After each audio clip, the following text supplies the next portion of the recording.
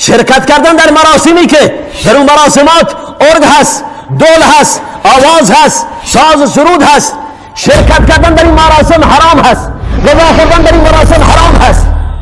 کسبی که اون افراد آوازخوان از این طریق میکنند اون حرام هست، کسبشون درآمدشون حرام هست، حرام میخورند.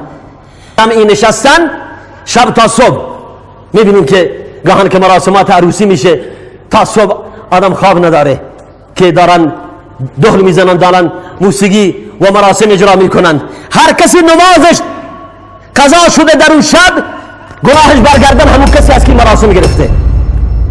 اون بچه یک شب تا صبح گریه کرده، مادرش بیخواب بوده، گناهش برگردن همون ظالم هست که این مراسم گرفته. چه مراسم فردی باشه، شخصی گرفته باشه، یا مراسم دولتی باشه، فرقی نمیکنه. چون دولت کاری بکنه حلال میشه. گاهن متاسفانه شوراهای ما همین کارا رو میکنن، گاهن شهردار ما همین کارو میکنه، گاهن بخشدار ما همین کارو میکنه. مراسمات میگیرن و دهل اجرا میکنن، مراسم اجرا میکنن. مگه کاری که دولت بکنه اون حلال میشه؟ حتی همین آواز موسیقی که از صدا و سیما پخش میشه گوش کردنش حرام هست، نگاه کردنش حرام هست.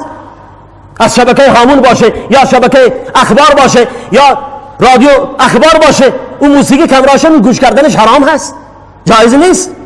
این ملاک نمیشه که دولت این کارو میکنه یا فلان شخص این کارو میکنه.